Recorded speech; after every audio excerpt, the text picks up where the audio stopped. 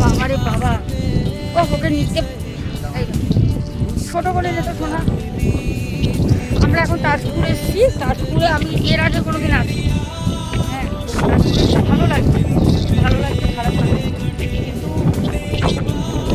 আমাদের একটা রবার, এই চুলের রবার আমার হাতে দেখবে, ঘটনা বলবো থাকে, তো এ আমাকে বাঁচিয়ে দিল।